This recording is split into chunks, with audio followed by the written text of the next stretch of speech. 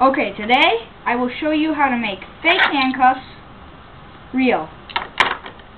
You just need a master lock, keys, and handcuffs. You're going to put them on top of each other like this. And you're going to take it and make sure you lock it so the two pins that undo it are facing each other.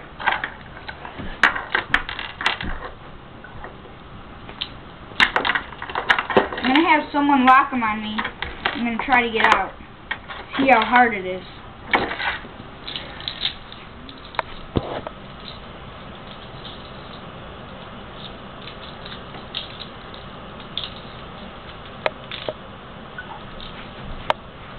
I got the keys.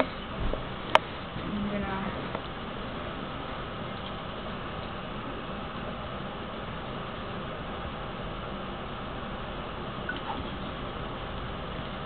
Still, it's so hard to do this.